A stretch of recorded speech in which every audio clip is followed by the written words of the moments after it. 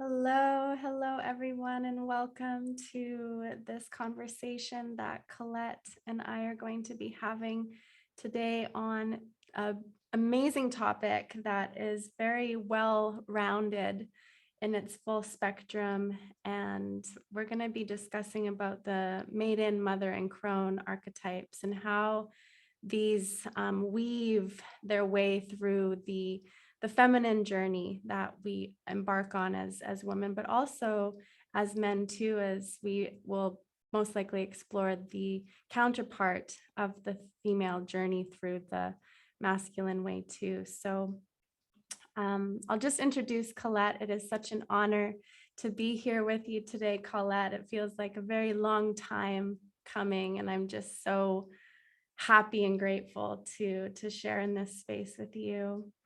Yeah, no, me too. Very appreciative and honoured that you asked me. So yeah, Mhm. it's a pleasure. Yeah, so Collette, for those of you who don't know her, she is a modern mystic with ancient roots. She has been a spiritual seeker for over 25 years and is the founder of an amazing Sacred Rose Temple Mystery School. She reaches women and men all over the world, and I feel so blessed that I got to experience some of the teachings that she provides in her school. Her quest for inner knowledge and the ancient healing arts has allowed her to gather in many modalities, including extensive work in womb wisdom and sacred sexuality, in which over many years she has held retreats and taught online courses. So, a lot of her work involves feminine healing through the emotional body and sacred tantric dance. And a lot of the therapeutic practices and transmissions that she offers delve into the Jungian depth of psychology. And one of my favorite pieces with Colette's work is she offers very psychoactivating transmissions that really speak to the depths of the psyche and the soul. So yeah, she is centered in the mystic traditions. Something else that I really appreciate about her work is that she teaches about the Christian mystics, such as the Black Madonna and Mary Magdalene. And her life work is extremely life transformational. And I can testify to that as I've experienced concrete changes in my life from one of the courses that she did, Healing the Masculine. And yeah, welcome, Collette. I'm just overjoyed to be here in this space with you.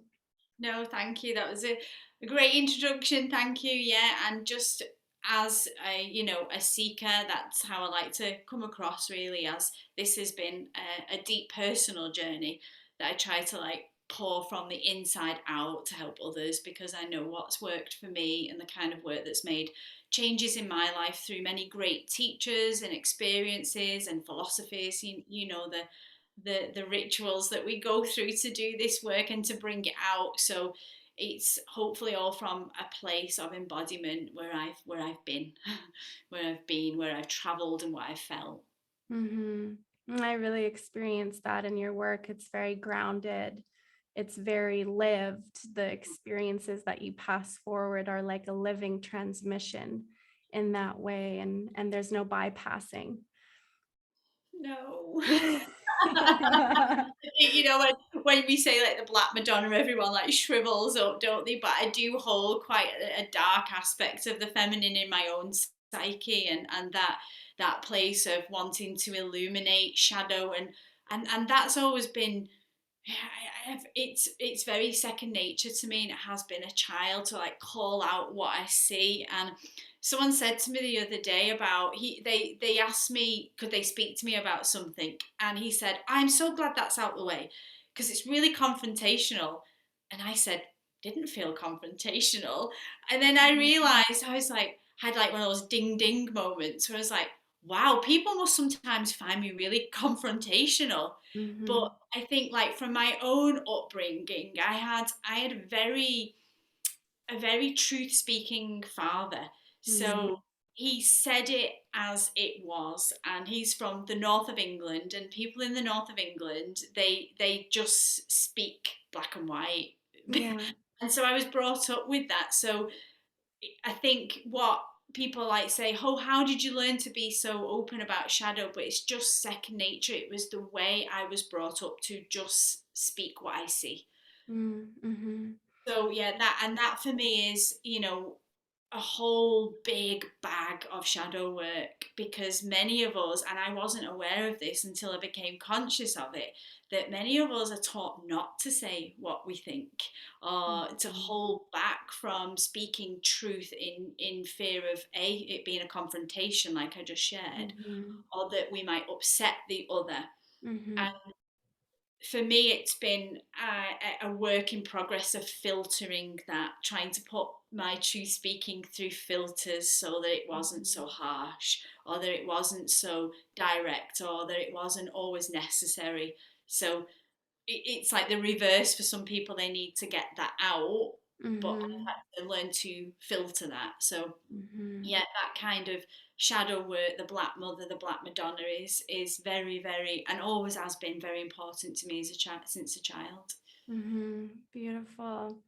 Yeah, and you offer a transmission or a live course on the Black Madonna as well. Mhm. Yeah, that's One of maybe my something that I'd nieces. love to touch into.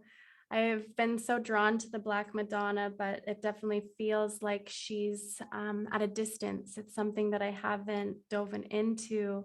And so I'd be so curious to understand more of what she holds and what she offers and teaches in her presence and in her way.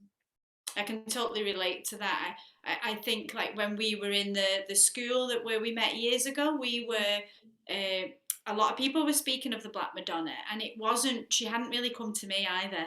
She Mm-hmm. was at an arm's length. I Yeah. could relate to why people liked her, but I hadn't met her, and Mm. it was a experience that I had in Chartres Cathedral that she introduced herself to me, and Wow. life was never really the same. But I get that, where there's that little curiosity about her, but she's not yet said, right, okay, it's your turn, come here. Yeah, yeah, exactly. Yeah, and I'm sure as I evolve on the path that, I'll meet her. And it does have to feel like there's that growing desire and that it's coming from a place within me to build that connection. And I trust that when that time is right, it will come into Yeah, my I field. Yeah. agree. It's not even about, like our paths are all our spirals, aren't they? There's no beginning and no end. It's very, very an unraveling. So you get what you need when you need it, and it's as simple Mhm. as that. And so clearly, she was what I needed, and I really did need that. Yeah, I did Yeah. need her experience. Yeah. Yeah, amazing. So, speaking of the spiral of life and the movements that we experience through our lifetime and our journey, it brings me back to acknowledging these archetypes of the maiden, of the mother, and the crone. And I'd love for you, for those listening that maybe don't really understand what an archetype is, or what the maiden, mother, and crone symbolizes in the feminine journey, for you to maybe touch on what is an archetype and how is the maiden, mother, crone woven through the cycles of the feminine. Yeah, so my perspective on archetype comes from I grew up with a media and English background, so I knew about the archetype within like storytelling or the movie telling. And so that was when I was first introduced to archetypes. And I remember being fascinated as a child in school during media studies when we realized there was like a baddie and a goodie in every film, or Mhm. there was like, the serial killer or the detective. And so I had this huge opening as a child. I loved short story writing, and it's what I later went on to study as a master's degree, of how there was these certain characters in everything, even in families. There was like the good child and the bad child. And Mhm. so it was a bit of a curiosity for me as I went through my creative writing path, when I realized how important archetypes were. And I began to teach them when I became a school teacher through mythology. And so I realized that there was something about these archetypes because they reappeared and reappeared. And then in the spiritual work, when I started to like delve into spirituality, I realized that we were living in a repetition of stories. That Mm-hmm. the story of Jesus existed in other religions with a different guy and a different woman.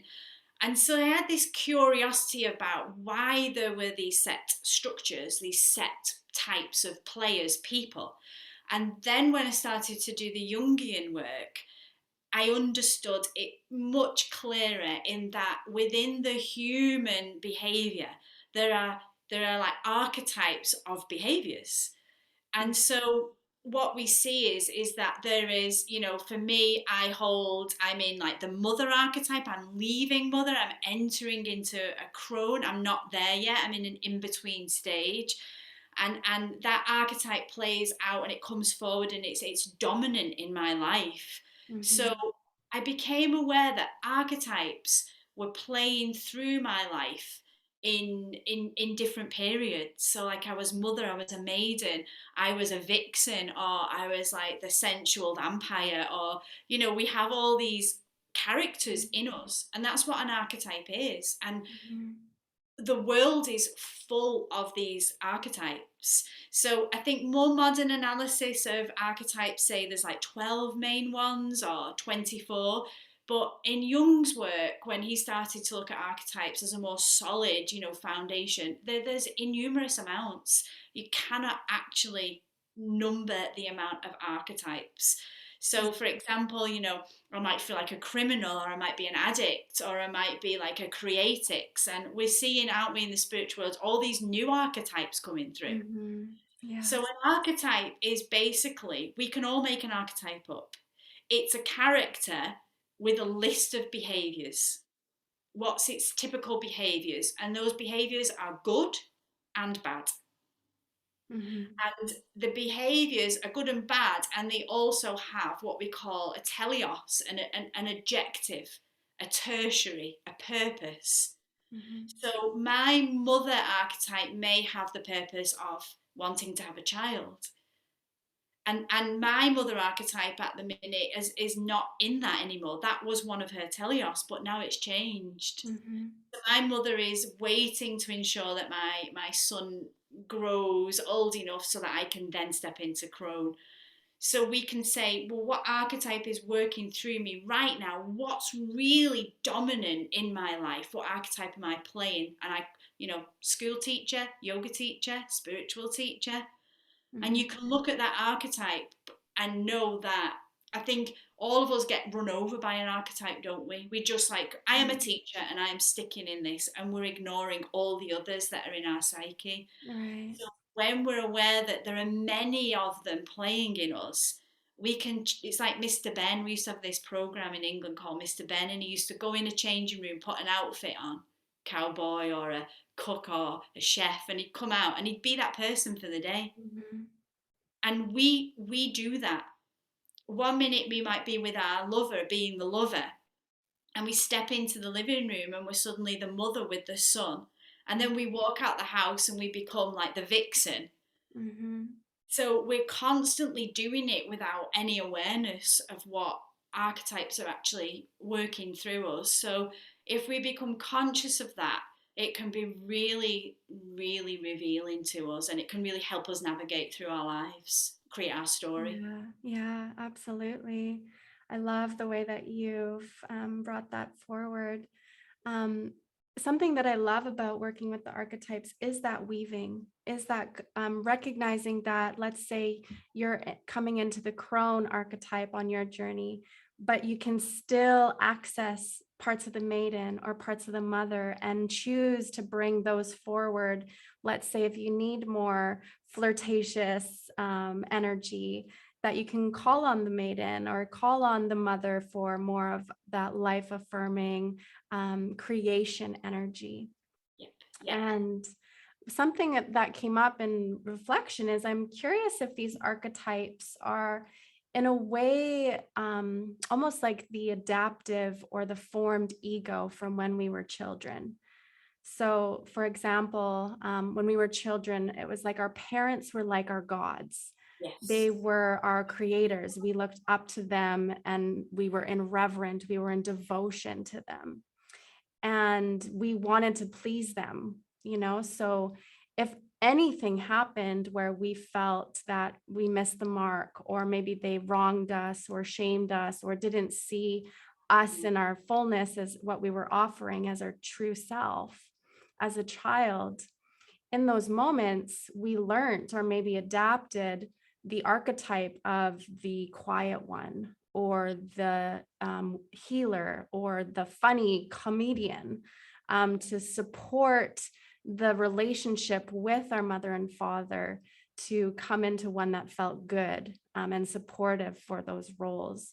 So, do you think the archetypes kind of play into the way that the ego is formed throughout one's younger years? Completely. I mean, they say in the Jungian work, the psychological work I've done, they say that our psyche lives in our childhood. That's where Mhm. it's hanging out. That's where Yeah. it thinks it is, because that's where it's caught up with all our trauma, our imprints, our belief Mhm. systems. Everything is there. So there's in when we're in the psychological work I've done through the Jungian body of individuation, we have something called complexes as well. So a complex is a personality that's rooted in an archetype, but the complex is a lot more somatic. So you can generally feel a complex playing out. So for example, I have a complex in me that has been hidden, that I've recently discovered, and I hid Mhm. her as a child because I did not feel safe to reveal her. Right. She's very somatic. I can feel her. Like I want to, you can see my body language now. I want to hold her in, Mhm. and exactly what you said then, as Mhm. being part of a child that's trying to, maybe that part of me wasn't accepted, would not Mhm. have been accepted in the culture, in the society, and in the family that I was born into. Right. So as a result, I adapted that and hid it. So Mhm. it's really clever. Our psyche is so complex, so clever, and Yeah. you're exactly right. And then I will develop a complex that then becomes like the good girl. Mhm. I, Exactly. Yeah. I don't have a good girl complex. I have a naughty girl complex. So I Mhm. did the opposite. I became naughty. So we all have a different way of adapting. But Jung would also say that we come in with these as well. So we Mhm. are born with ancestral archetypes that come through with us into the world that we need to, live through or reclaim or Mhm. bring to life as well. But then we do form many as we go through all our Mhm. stages of life. Yeah. Yeah.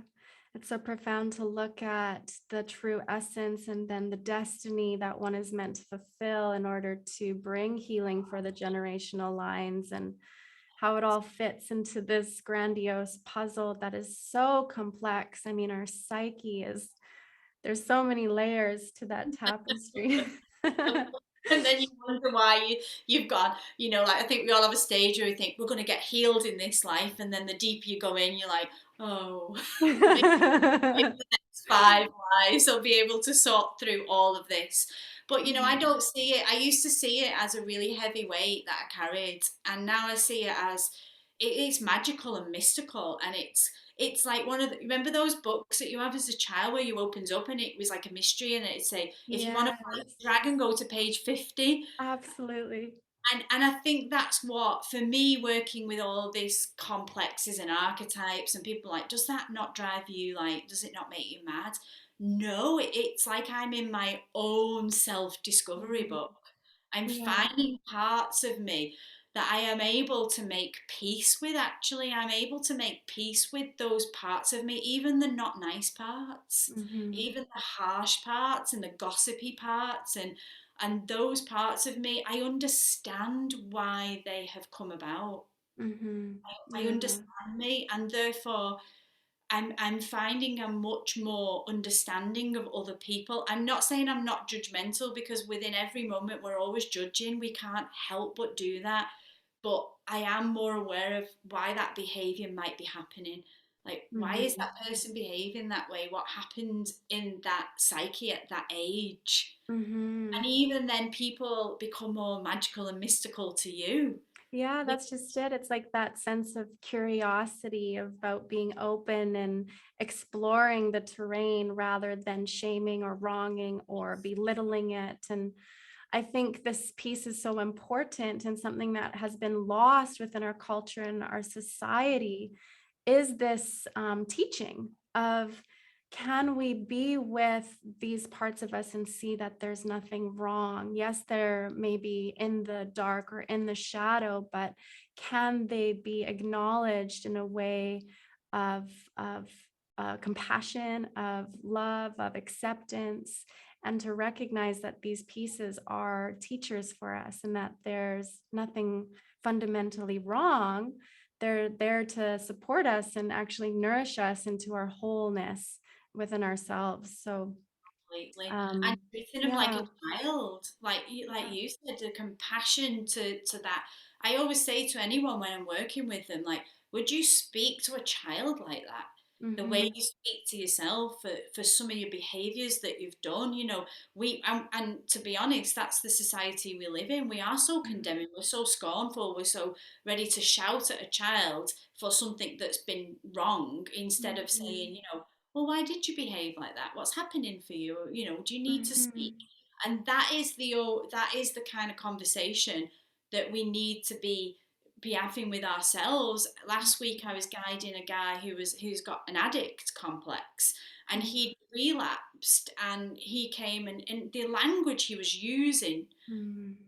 to himself was utterly heartbreaking Yeah. because I understood the complex he was in, that it was Mhm. trapped in his childhood because of a Yes. trauma that had happened to him and a separation from the mother. Mhm. I was just like, can't, like, forgive yourself. And Mhm. maybe that wouldn't have been my language 10 years ago. Yeah. I might have said, just pick yourself up. Why are you drinking? That's a stupid thing. And that's my own inner child critical voice. Right. So I'm able to say, like, what does his child need? How would I speak to that child who's broken and doing a behavior because of that trauma or Mhm. pain? And then how does my trauma and pain want to speak to that? And how can I Right. speak to that in a exactly as you say, a more compassionate, caring, accepting way? Mhm. And I feel that's a beautiful light quality of the mother, right? Is providing that for the child or for the world's children in that sense. Completely, And completely. my mind wanders again to the journey of where, like, the initiation from child into maiden or child into bachelor, as the bachelor is the counterpart of the maiden. And we're so like looking at the stories and looking at the fairy tales and the fantasies that have been woven into our mythos, the Yes. archetypes that initiate us into the trapped victim, the part of us that believes or is told or conditioned that we are trapped and therefore need someone to come and rescue us, Oh, yes. right? So we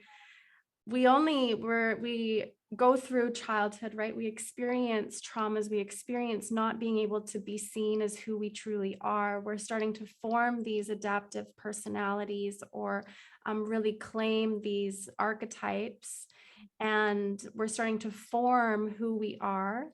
And then we're tossed in, and the initiation is high school.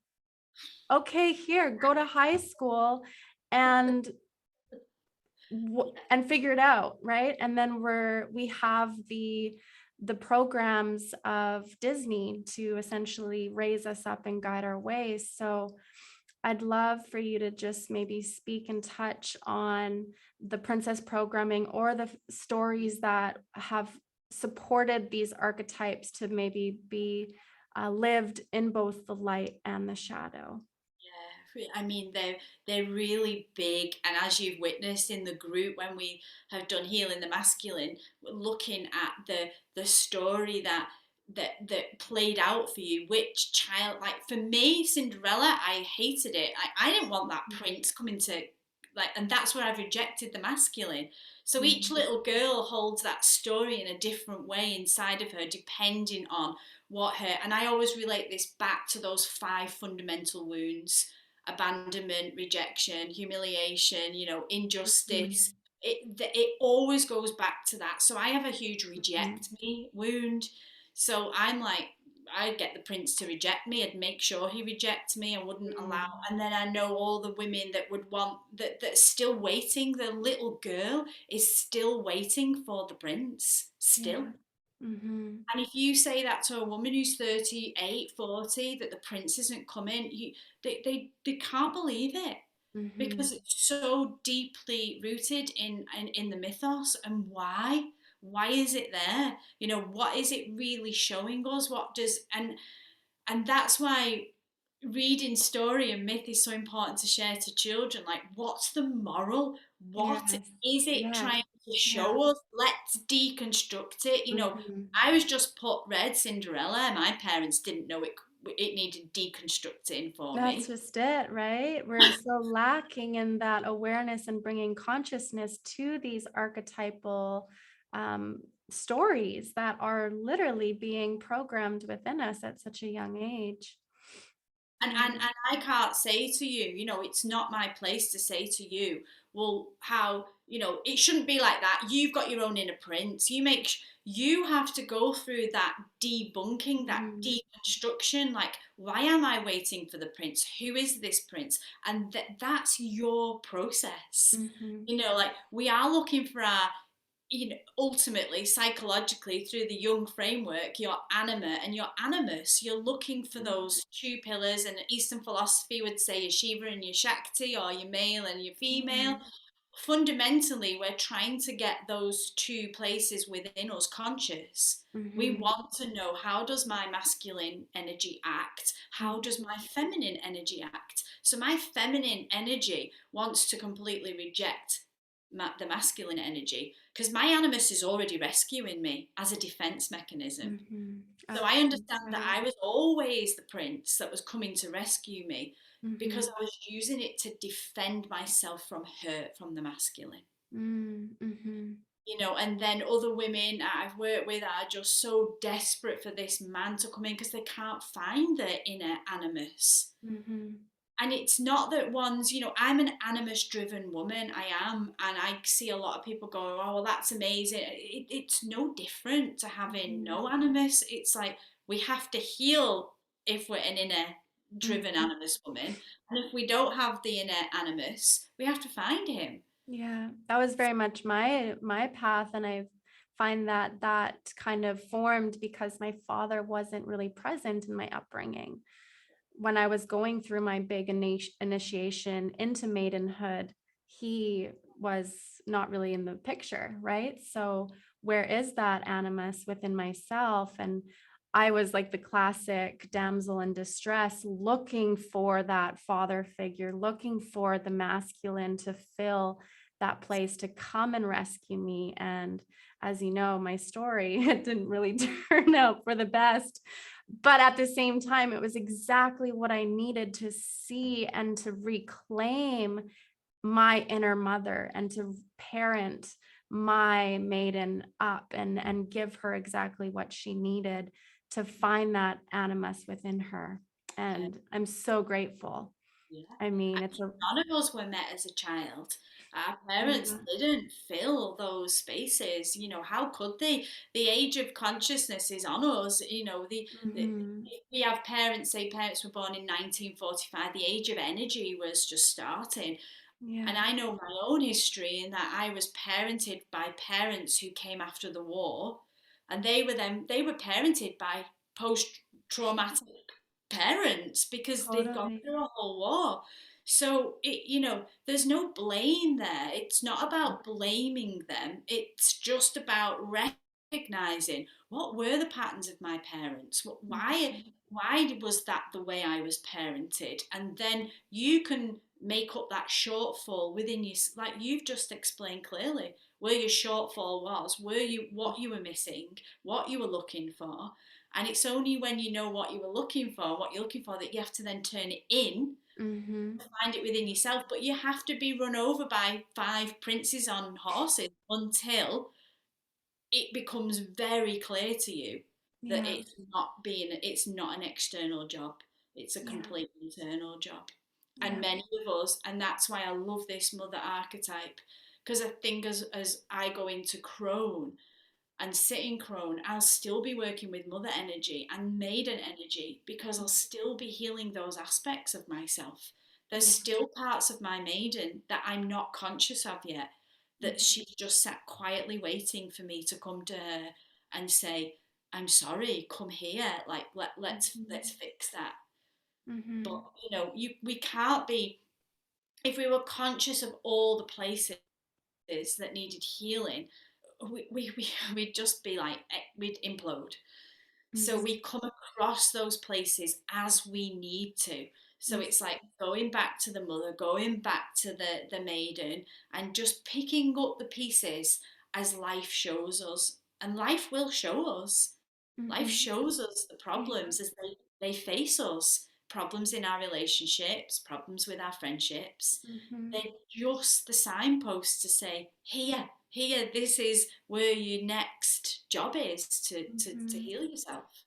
Totally. Yeah. So maybe would you share a little bit about these signposts, or let's say if you were to go into the maiden and pick her up, for those that don't really understand what the maiden is, could you maybe shine some light on what qualities the maiden holds, or Yeah, archetypally, what sort of energy is she expressing as? yeah. So the same again, like rather, I want to do it rather loosely because everybody's Yeah. mission is really different. So if everybody kind of takes themselves back to where maidenhood has no definitive timeline. Mm-hmm. Even if we go through the passagehood of bleeding, like even when I started bleed, I was much later bleeding than the average girl, say, and I know that my maidenhood went past even starting my bleed. Mm-hmm. So we have to get a feeling inside of ourselves, and I can kind of track it from when my little girl started until I started to feel like my woman entering. Now, I want to illustrate this because if we were in a civilization where we had a ceremony to mark that, it would be really clear. Mm-hmm. I'd be like, that was the day that my parents gave me that woman's dress and gave me a box with blah de blah in. That there needs to be some ceremony to mark it, but because there isn't, these stages are very vague for us. So I would really suggest that you sit with yourself and feel what is the tone of a maiden, Mm-hmm. and you can take yourself to the myths, to the fairies, the fairy tales, to the movies. What does she feel like? Well, she doesn't have that much responsibility. She's pretty carefree and floating, thinking, where do I want to go? Who do I want to be? How do I want to find myself? What career should I be in? Where what partner would I like? What men do I like? What friends do I like around me? What Mm-hmm. clothes should I wear to represent me? Mm-hmm. And this is kind of the she's in so many movies, and I don't want to name them. I want you to go there and what maiden exists out there for you in a recent movie you may have watched, and what qualities are in her that are in you. So Mm-hmm. that free movement, that finding themselves, we're still pretty reliant in maidenhood. We're looking for who's going to fund us, and that's different for all women, whether that's the parents, a boyfriend, maybe you're funding Mm-hmm. yourself, maybe grandparent. Who are your anchors? So Mm-hmm. not just money, but emotionally, who do you go to when you Mm-hmm. need to lean on someone? Who do you go to when you're in trouble? Mm-hmm. So that maiden energy is still got a lean on someone. It still leans on someone for help, because we're not fully able to stand up in the mother and say, okay, I've got myself. Mm-hmm. So there's a very watery, airy energy to the Mm-hmm. maiden. Mm-hmm. And so, if you think about your maiden, I think there's the best thing to do is to give it 3 words. what 3 words would describe your maiden for you? So mine's carefree, inquisitive, and she's really like, she's got thirst for the world. She's Mhm. inquiring. So Oh. you get the energy, you get the feel of what the maiden Mhm. is without putting stories in your head of the Cinderella or the Snow White or the Sex in the City characters, because I know a lot of girls tend to refer to them as the maiden, the young Right. maiden, because they're not yet mothers. So it's a great depiction, but we're already beginning to imprint on the psyche what that should look like. Mhm. And so with that we can get the sexual liberation, the finding yourself sexually, trying to work out what you like, who you like, men, women, that kind of exploration. It's an exploration stage for Yeah. sure. Yeah, it is a big discovery. Um, Being in the maiden and exploring what is it that I love, what is it that I gravitate towards, and being able to get messy in that place too, and figure it out maybe the hard way as you learn and you go on your way. Mistakes, lots of mistakes. Totally right, and I love something that you touched on with the in the course was that the maiden in a way can hold the crone. So when she's going into those maybe difficult experiences and she's learning the hard way, that a part of her crone who knows how to hold the darkness or to go through the depth of that shadow, that wisdom is with her to carry her through. That's something that stuck with me so deeply, and I love the way that the crone comes in as a protector in a way for these young girls, and maybe some young women haven't experienced that. And yeah, I just pray that more women grow up being in connection to the crone and being in connection to the mother. And I think this conversation is going to help bridge that for many souls, and at least that's my intention. It's a really big topic. It's really Hmm. big, and again, I'm talking about these ancient civilizations in which I kind of try to root it all back to, when we were living in a I don't want to misconstrue this word because it's getting tainted, but matriarchal society, when we all knew the mother and the feminine was in everything, and we worshipped it. Not women, we worshipped the mother energy in everything, and that was in men too. Yeah. And so, if we look back at that, we would have had the crone archetype very active in our communities. She would Mhm. have been the woman that we all went to listen to, men and women, and she would have held the guidance, she would have held the space, she would have given us all a worldly experience about how to navigate this and that, and everything. It would have been a free open house to talk about sex, periods, love, boyfriends, Mhm. mistakes, all of that. And so, where she was missing in my life, I wanted to imagine her. Now, I love imagining, and that's why I love Jung work, because Jung does a lot of active imagination. We are constantly being asked to actively imagine certain aspects of the self. So, if you, all of us can do this, is we can sit and imagine what, if we had a crone in our life, what would she be like? What would Mhm. she look like? And it's so nice to imagine that she's in you. This is my inner crone, because we know that time and space is a nonsense. It's Mhm. We're in a continuum where the future and the present and the past is all together at Yeah. once. So my Yeah. crone is out there somewhere already. Mhm. So I'm going to reach for her, and I'm going to draw her in, and I'm going to pull her in, and I'm going to imagine who she is. Mhm. And once I've like actively imagined her, and we as women can express that in a painting, a drawing, a dance, a piece of art, a poem. I love to write this up. Mhm. We can then go, okay, like I'm going through this difficult period, and I don't know who I am, and I don't know where I'm going. And so I'm going to ask my elder for counsel, Mhm. and I knock on the crone's door and I say, give me counsel. Mhm. And I have this conversation with myself as the aspect of the crone and with my maiden. Beautiful. Yeah, exactly. And there's no separation. in a moment, you can call on that quality. You can call on the seer, you can call on the oracle, and how she comes to you may change and transform based on how you need her in the moment. And that's the beauty of imagination and the beauty of the power of tapping into that place beyond the veil, so to speak, that the crone is so connected to. So it really is amazing. And something I want to touch on as well is just the journey, this kind of micro macro scale, in a way of us going through the journey of maiden, mother, and crone as woman, being initiated through these different phases of our lives, but then also looking at the energies that our moon cycle carries as well.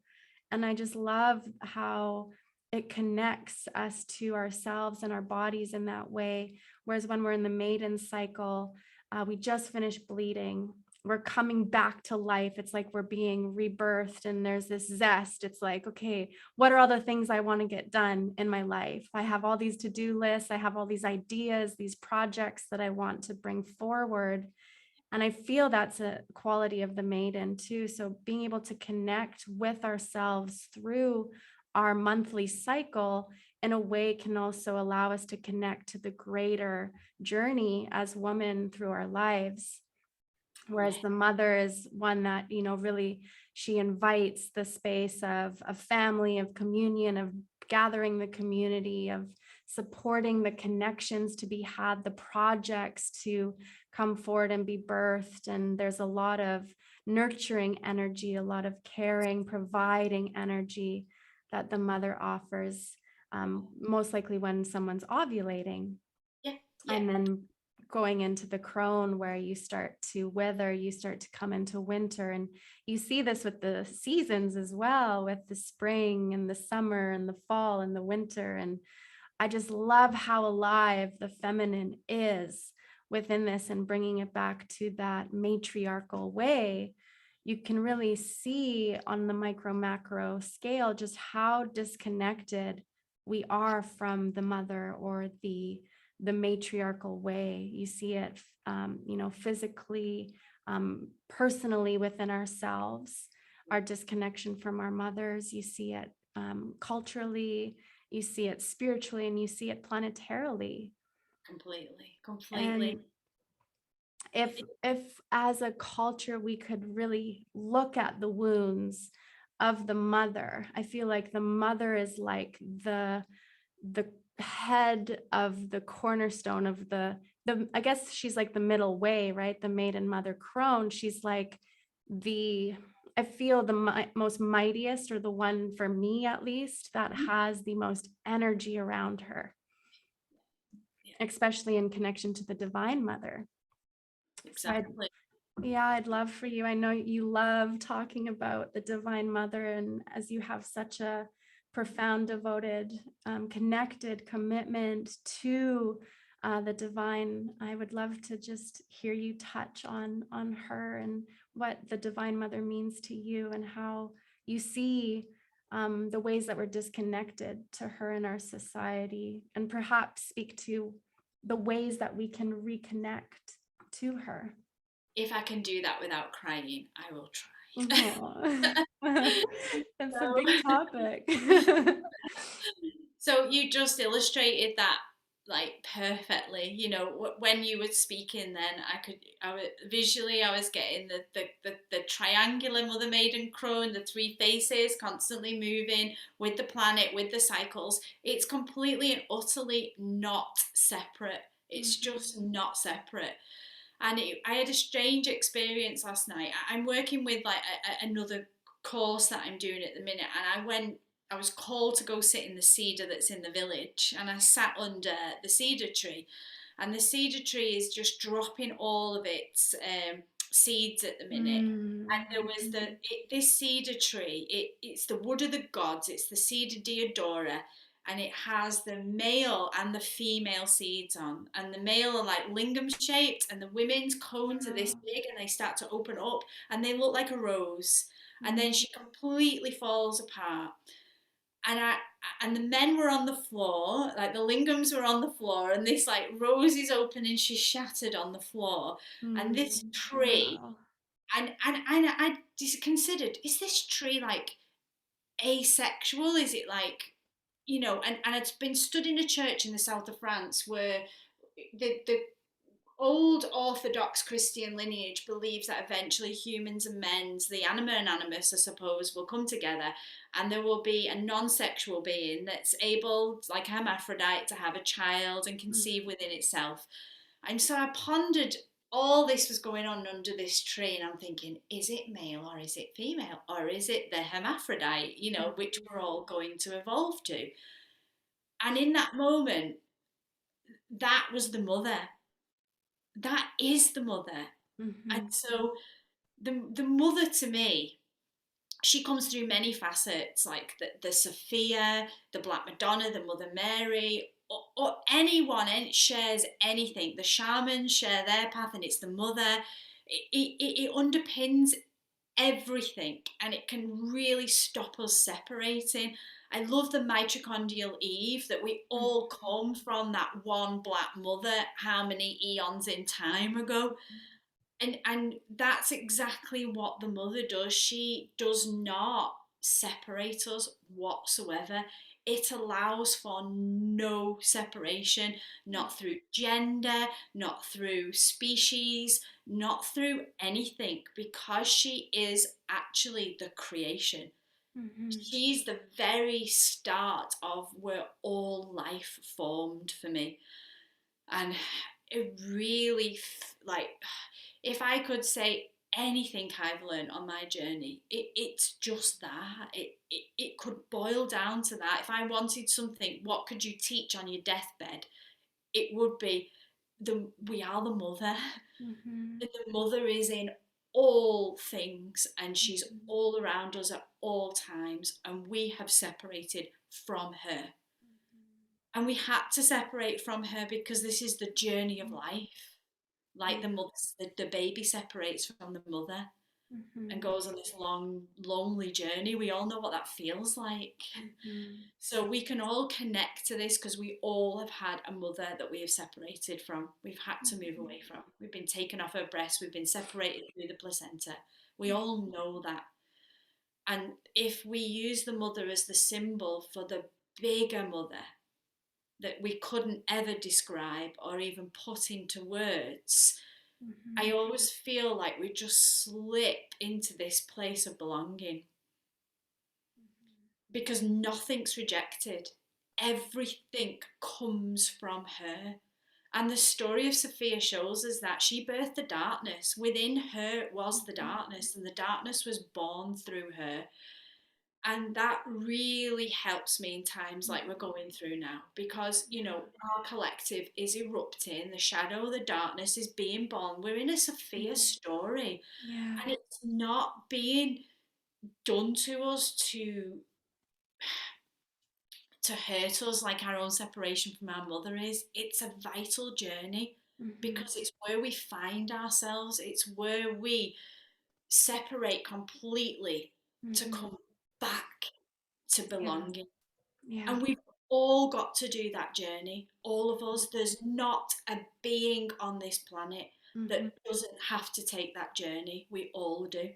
Yeah. And that's where we are no different. I cannot separate from any animal, any tree, anything anymore, because it is the very fabric of me. Like, that's where we all come from. Mhm. We're Yeah. all out of that same womb.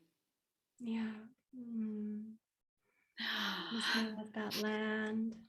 Yeah. Yeah. Give it Yeah. space as it deserves. Yeah. So it is a big journey. I've just find, and I'm sharing this, and it's very heartfelt, and I'm not saying I'm there at all, at Mhm. all. And in fact, I think the more I've felt that connection, the further I've actually felt away from it, Mhm. because we're not there. The Yeah. whole collective shows us we are not there. Nowhere close. I mean, if you look at the planetary level, we're still experiencing mass extinction. We're experiencing deforestation. We're experiencing depopulation. we're experiencing fracking of the earth's minerals without any honoring or giving back. And I have compassion for all the humans that don't really see what they're doing because of their wounds, because of their trauma, because of their disconnection from their mothers and how they were raised. And this is the role of mother within all of us, and the father, especially, as well as the counterpart, to reparent, to come back to giving and nurturing the life that we are remembering. Yeah. And it is a long journey, and it's not always easy, as we have to touch those painful, dark, terrified, trembling places within us. Yeah.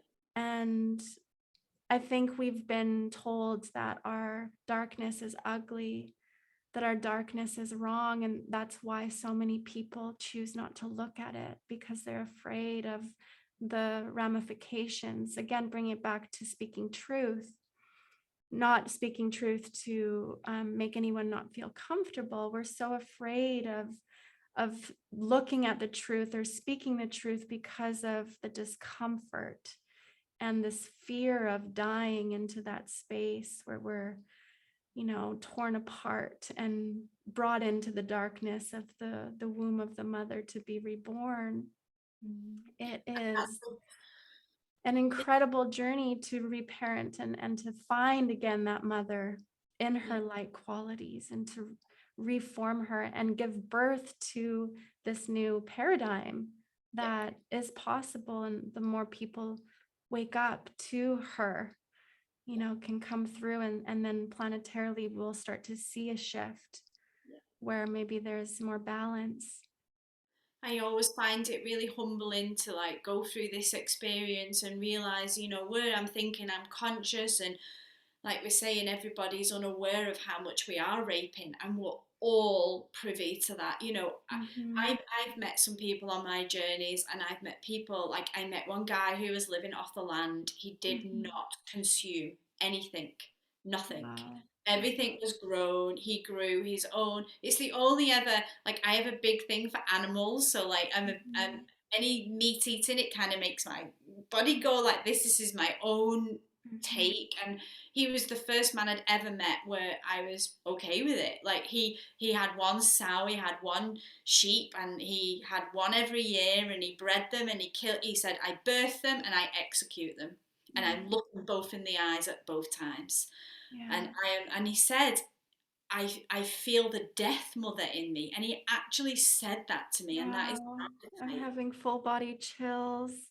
Yeah. Yeah, that's it. You can feel the truth in that. It's so alive. And that's the connection that is real, and the honoring of being with the animal, of going through, walking it all the way to its life, to its death, and then taking it into the body and processing it consciously, This is what right? he was doing. He Yeah, consumed nothing. Everything was, he said, I have no footprint, no carbon footprint at all. that's He incredible. bathed in the rainwater that he built in the garden, that he felled the trees to build the fire to heat his water. And there was me going, yeah, I'm not eating palm oil. And I just took a big long look at myself, and I was like, oh God, like, and he just gave me some really good tips, like don't flush the toilet when you go, don't put a light on unless you're in the room, and these are the things that you have to do when you live. And that's become like my life here in France. Coming off grid, I don't get heat unless I chop the wood and put it in the furnace and burn the furnace, and it all comes from the land. There's no instant light. Once the hot water's gone, it's gone. And Mhm. so, like, there's these humbling experiences where we all think we're connected, and we're really truly not. and Mhm. and I imagine that basic life is where the mother began. We began making heat, we began having to claim our own food, and we've moved so far away from that. Mhm. We go in a room, we press a switch, everything's heated, instant, you know and this was one of my journeys to come and to live in the in a rural place, was to actually be, like, I've got burns all over me. This is living where I have to that was my journey. I felt it was important for me to go there again, to understand what it feels like to have to bring your water from the well, Mm-hmm. to make your heat. And this land is and the more I've done that, it's the more it's connecting me to it. Mm-hmm. And I recently did an ancestral medicine course, and he was like sharing in the group, like, just go put your hands in the soil. Like, when was the last time you put your hands in the soil? And I remember preaching about being connected, and I couldn't have told you when I last put my hands in the soil. And Mm-hmm. now I have to do it daily. Mm-hmm.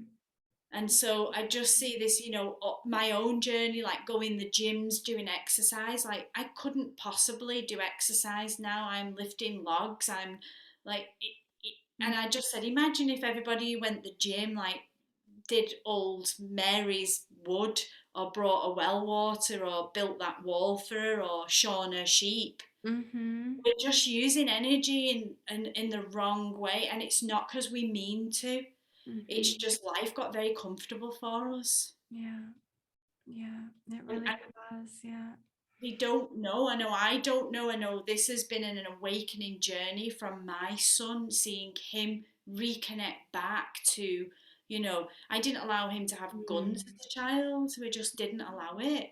Yeah. And now we don't eat animals, but we understand that we don't know what we'll face in survival. And Mm-hmm. when survival calls us, we're aware of archetypes that live within us. There's a murderer in all of us.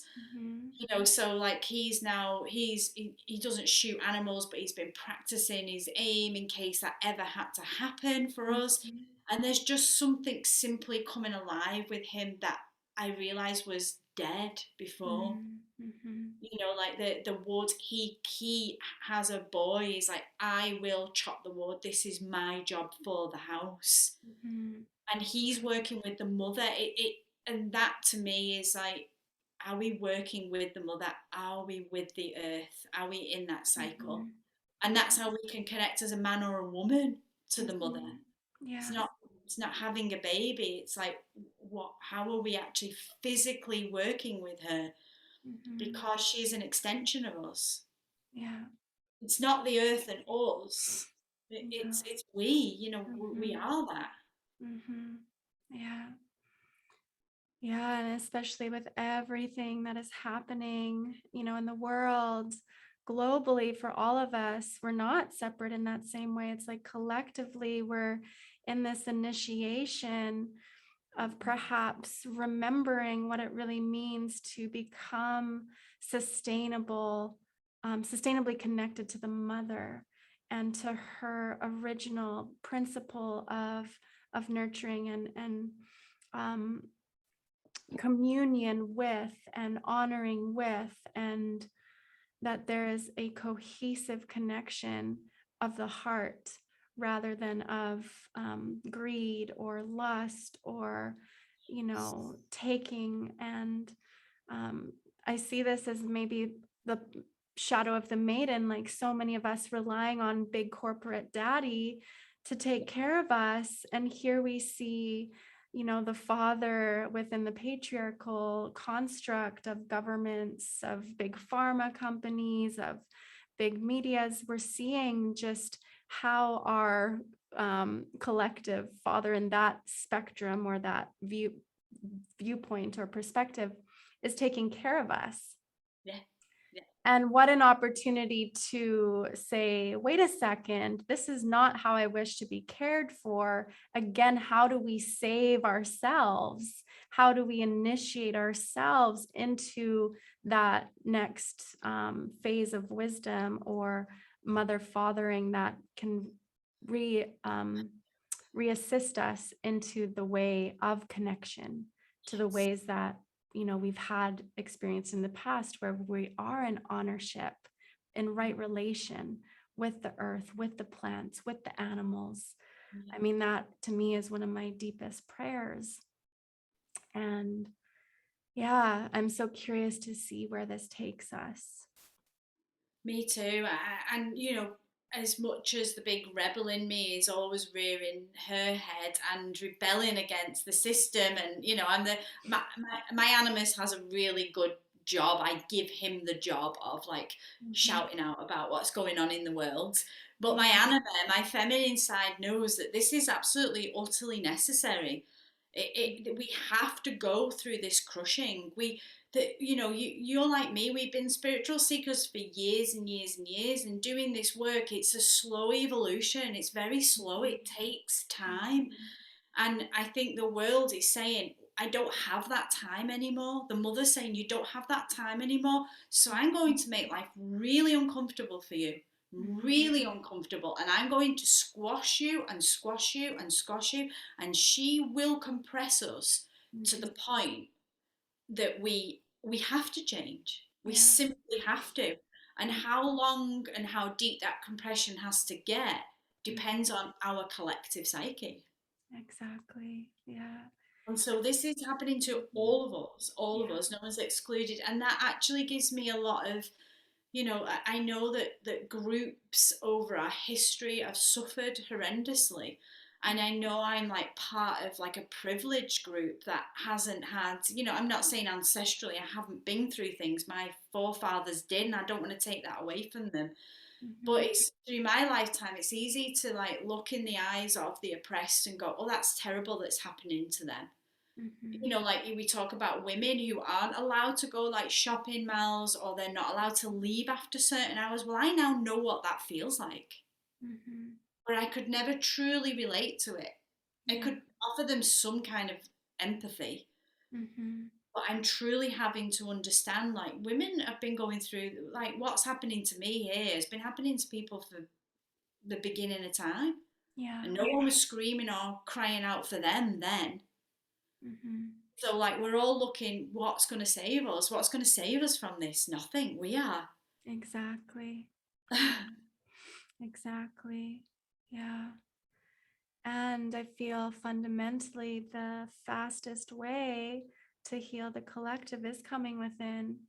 We have to save ourselves within this. We have to look at the darkness that is here and really, tend to the parts of us that are still living out in shadow and really come to see the truth and come to see it with love and not Yes.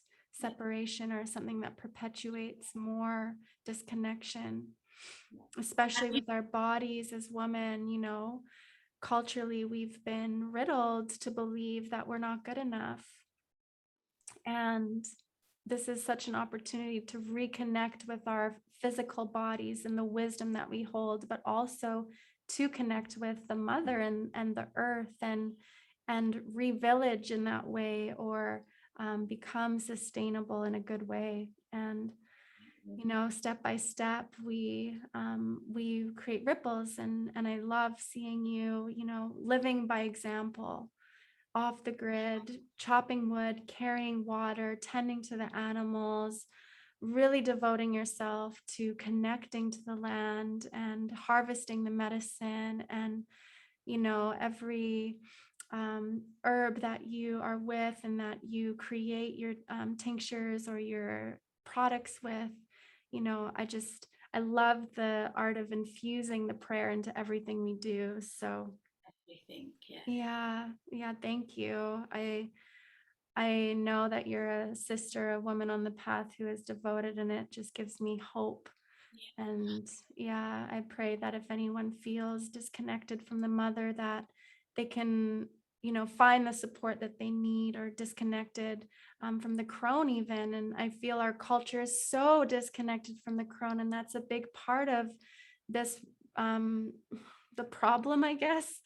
I mean, all is God in a way, and there's a beauty in it, but as you said, we're returning to, and we have to separate so far enough to see the way back. And it's just one of the things that drive me crazy is this like cultural belief that beauty is in the maiden, right? All these like beauty products to stay young, to be effervescent, and to limit or disconnect us from the real true beauty of aging and being with the wise woman that is full of wrinkles and warts like the good witches in the Yeah. movies. And yeah, I would love to see the crone coming more present in the world. And I'd love for you to speak to how maybe how you feel that women or men can support the crone to be more archetypally brought forward. Well, it's huge, and especially in the Jungian world. And I will share some links actually underneath this video, because there's some brilliant papers out there by really amazing Jungian analysis who have gone into vast detail about the crone missing in our society and the Mhm, detriment to the whole world, because mhm. we have, like, we don't want to see the crone, we don't want to. And I'm going to go back. We talked about Sex in the City before, and it was funny because this is a hot topic in the media, that they are now filming it while the women are older. And Oh, Jessica, I amazing. think it's Jessica Parker, she's refuted to have any surgery. She's no Botox, no fillers, and she's decided to age naturally. And she's been getting heavy criticism, and Mhm. she's been having to really defend herself as to Wow. why she's decided to age naturally. This is insane. She has to defend herself. I mean, this is the sickness. And she's beautiful. I mean, I Oh, looked at yeah. this. I don't read the media stuff, and when I seen her, Hmm. like wrinkles, graying hair, I was just like, oh yes, finally someone in, like, Right? the media Yeah. that's real. And Hmm. it was really, really telling. And it was something that was coming up for me with my individuation Hmm. process, because there was we all feel it, where we want to hold on to youth, like, where I'm not fully, like, I come on videos and I'm like, oh gosh, like, look at them lines there. You can't help but have this inner dialogue with yourself, but Hmm. it's because the Hmm. imprint of Exactly. perfection is so big. And I know, Hmm. like, neuroscientifically, we have like 2,000 images of, like, beautiful women. We need like 6,000 of normal women to Hmm. be able to cancel out that we're seeing. So all we're seeing Absolutely. in the collective is, I read it the other day, 5% is the body type of what we see in the media. It Hmm. only represents 5% of Hmm. the women. And so this is Yeah. what we're being shown. And so it's Hmm. unachievable, unattainable, but there's a lot of money to be made in that. So to Yeah. demoralize and to decapitate the crone Hmm. means that there's a lot of profit and a lot of gain. And it Yeah. also, and I'm not saying it's being done to us, because we're doing this to us as women. We're Yeah. withholding ourselves from our power, our fundamental power, wisdom, prowess, Hmm. guidance, all that stuff that accumulates in us, that elder counsel that we hold inside of us. She is had her head cut off. Yeah. Yeah, And there's no empowerment there. It's all competition. It's all belittling, within our relationships. And I won't speak for myself, as I feel like I really try my best to not pass forward those ways of the patriarchal conditioning. But that's what you see societally is yeah, this, yeah, competition. There's no empowerment of the wise one, of the real woman. no. It's, And I felt that, but when I mhm, worked in my psyche with the analysis, there was unconscious patterns playing out for me that I was completely unaware of, where I was also, like the filters on Instagram, for example, not using a filter on mhm, Instagram, like, and I was using one because everyone else was, and I was like, I look mhm, like the wrinkliest person on Instagram. And so if I put the filter on like everyone else, but what actually I'm doing is reinforcing that need for perfection. And so we have to be really careful, like, coming on video with having, I've tried really hard on my YouTube to come on when my hair's not done or my makeup's not on, because mhm. it's really important that we allow this. And I am celebrating, I do see on Instagram more, I'm following a lot of girls who are really doing body positive, like cellulite, rolls of fat, droopy boobs, scars, and they're Mhm. really showing this, and there's a super confidence in them. And Mhm. I'm like, I hope more girls do this so that our Mhm. girls that grow up see these images. I was brought up in the 90s, girls were skinny and perfect. And Mhm. that was the image that was portrayed. It was the supermodel era. And so there was this really high standard, and I'm not surprised women my age are using Botox and fillers and all of those things, just because the imprints are so deep in us to look a Yeah. certain way, and that Yeah. old lines or jowls, I can't even get my head around the amount of practices and Mhm. surgeries that are available now for things. Yeah. My Oh, friend it's was saying, crazy. I've just had these lifted up with strings. I was like, you've done, I don't even know this exists. Mhm.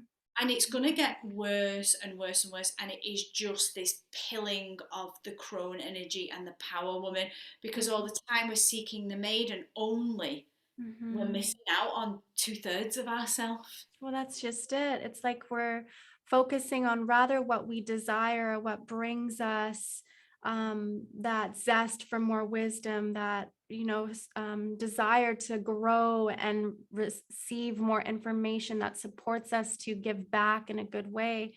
It's like instead of focusing on what we really desire to create and birth, we're focusing on what makes us desirable On the outside. on the outside, and it's all about, okay, how am I received? And I feel women go through this crisis where they focus all their lives on their beauty, they objectify their own bodies, and they show up, okay, I'm beautiful, I have all the things that define me as beautiful, but they lose their self. Where is their depth? Where is their wisdom? Where is the intelligence emotionally, soulfully, that they can hold what's going on? It's like they're so fragmented and disconnected, but because they've just been focusing on how desirable they are, they miss out on this richness of life. And yeah, again, I would love to see more women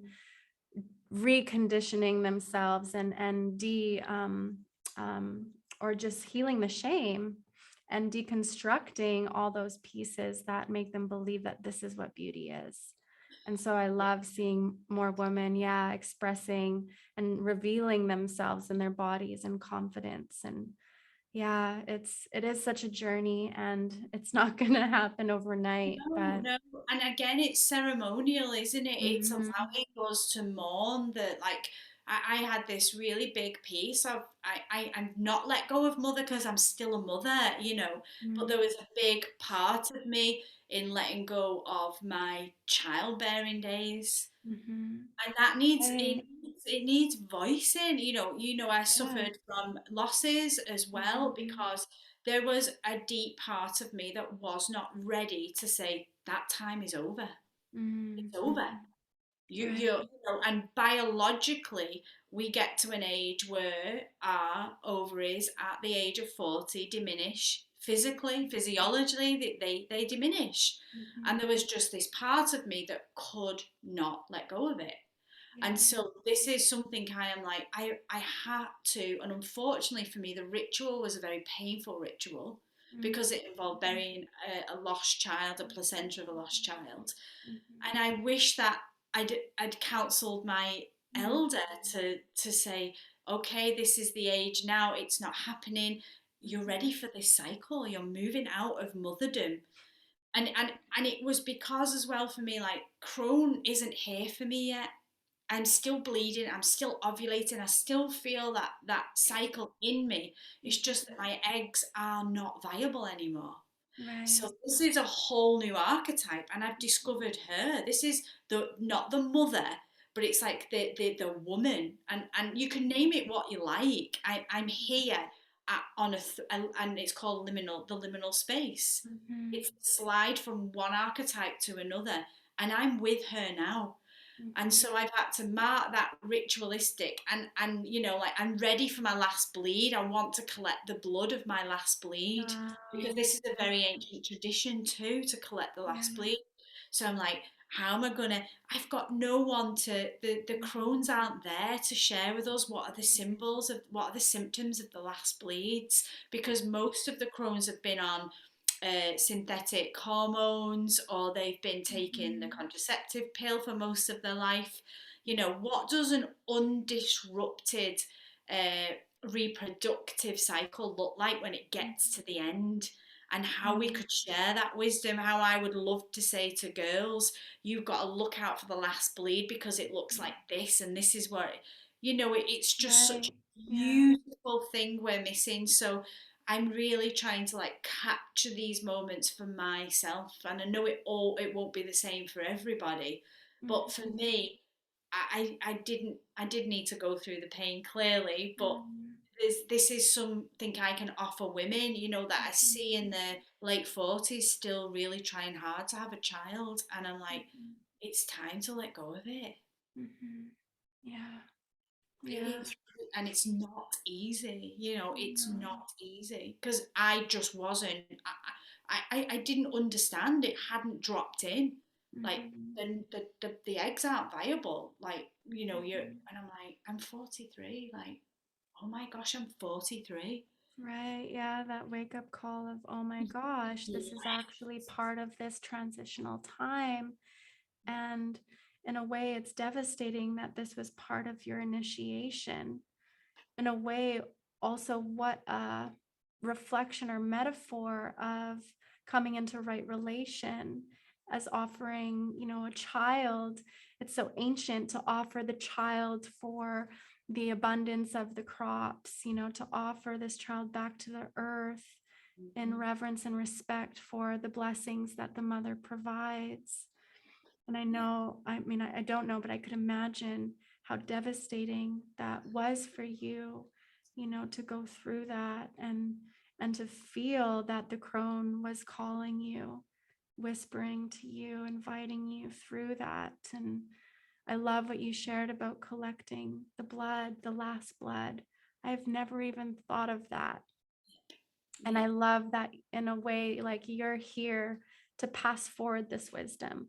yeah, yeah, More women around your age are coming into and are in that visceral space between mother and crone. And it just gives me so much hope yeah, that yeah, the crone is returning, that she's coming yeah. through, as I see her coming through you and the wisdom that you hold. And I just feel, again, so lucky and so blessed that Mm. I've had you as a wisdom keeper in my life, as you've helped me with, capture and weave in some very important pieces that have facilitated my journey in a massive way. I mean, you know, I'm not going to go into it, but I just am so humbled that I get to walk my journey with you, knowing that you're there on this planet with me at this time. And that is like music to my ears because that's why I do it, and that's why Mhm.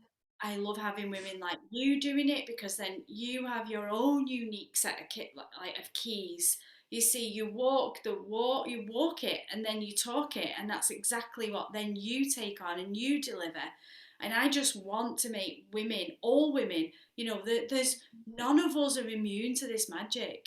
I've always said it, we all hold it. We're all the wisdom keepers. There's Yeah, no one who isn't a wisdom keeper, because you have your exactly. own set of wisdom, your own path that you've lived, and your own stories that will touch other people and help them. And Mhm. there's not one woman on this planet excluded from that. There isn't. Mhm. And I try to say that in the courses, there's not one woman who isn't a clairvoyant. There isn't not Mhm. one woman who is a deep intuitive. We all carry these, and we Mhm. choose which ones we want to embody and live through us. Yeah, exactly. That's why I feel it's so important to connect to the archetypes, to really understand them in their fullness, Yeah. and yeah, to explore what they offer us in all their faces. And um, a mantra is coming to me, and it's gather the woman and save the world. And I Mm. think as we gather the woman and do this work to heal, really heal the wounds, the traumas, the programs, the beliefs that are sabotaging us, that are maybe connected to our connection to our mothers and fathers, our original parents, the divine, that we can create something new within us and support the chain to crumble, and for us to pick each other up and empower this remembering way of truth, of empowerment, of love, of connection that is real, Yes. especially at this time when the realness of this reality is being stripped and oppressed and taken from us. We have to be so mindful of holding on to what is real. Um, They really do. and yeah, yeah. And those pieces, like, like you have the pieces to, we don't get given wisdom to keep hold of it. It's Hmm. just not the way wisdom works. And in fact, No, and it's we like can't a claim complete, it as no, ours no, either. no. It's the mother's. It all belongs to the mother, and it's a violation to withhold information that that you've lived, that you've been through, and not Mhm. share it to help another's path. In another's path, and that we choose to do that the way we do it, and like what you've lived through, the work that you did with your maiden on that course is then you've mulched new information, you've got new seeds, you've got new information that I haven't got because I'm not you and I don't hold what Yeah. you have. So then you pass that on with your enrichment. We are constantly enriching what we do. So that's why it's key for me, why I like to do teacher training, because I believe that every woman that comes to do this then has the potential to teach that Mhm. to another, because they've got the golden keys that we all just keep getting passed on through Mhm. us, through the feminine and through the mother. Exactly. It's so abundant in that way. There's more than enough to go around. It can eliminate that competition or that nature that, wants to belittle or wrong the other woman for holding her wisdom. And it's, yeah, again, it dissolves all of that disconnection in the feminine. And yeah, I'm curious, for those that want to do some deeper work with you, is there some offerings that are coming up in the future that maybe you can speak to? How can people get in touch with you? Yeah, so you can get in touch with me through my website, templedelarose.com, and I'm on Facebook and Instagram, and I'm sure we can add the links on rather than going Of through course. Yeah. horrible details. And then, yeah, the work for me is really, I can never tell you what I'm doing because it actually just lands and comes out. I'd love to I be able to love that about you. schedule. I'd love to be able to schedule, but I can't schedule. Something comes through and it's like, you've got to teach this now. Mhm. So I'm always doing a body of work, always. Something's always coming through. And if people are out there and they don't want to work one to one with me and they just like to work in isolation, then I have courses that are downloadable as well that can be done on your own. I offer sessions. But yeah, I think that, if they go to my website, everything's on there, all my courses, all the transmissions, how to get in touch with me for sessions, it's all there. Wonderful. Yeah, I'll be sure to link the the website on the video below. And yeah, if anyone has any other questions, please feel free to reach out to Collette or myself. And before we wrap up the call today, Collette, is there anything else that you just wish to share before we leave this space today? Yeah, just the message I really wanted to get across, and I'm very grateful for this space, is just, this is the time. I know that it's really difficult for us all, but as we spoke about, like the three phases of the feminine are very pertinent now in what's happening in our world as we go through this cycle. So it's just, as much as everything's being compressed in us, let's not forget that compression creates diamonds. And Mhm. that's literally what's trying to happen to you. Your inner magic has to come out through this time. So use it to find that. hmm It's like we get to journey into the depths of the ocean and find the treasure trove and explore what tools, what gifts, what things are here to support us and carry us through this time. And yeah, I love that message as it's so pertinent. And the more we can focus on that and focus on the solutions and um, the forward thinking of what can come out of this Yeah. versus just focusing on the doom and gloom of Yes. it. I Because I think, wanted to speak to that really, like I've probably done 30 sessions with people who have lost jobs, mhm, and I can vouch that every single one of them has stepped into something greater. yeah, Like that's just it. it's squeezing whatever, if it's trying to squeeze whatever it's squeezing, it's trying to create the diamond. And we've got to remember that as we get, the squeezing isn't good, I know, but Mm, it's squeezing something out of you that you might never have gone to before if you weren't under this pressure. So just have the braveness to go there. beautiful, Collette. Thank you so much. It's been a It's pleasure, been an absolute such pleasure. a gift connecting with you today. And I look forward to maybe doing another call one day like this and keeping conversations going as your wisdom is so needed at this time. And yeah, I'm just Thank so you, darling, grateful. I appreciate it. Thank you. Yeah, thank you.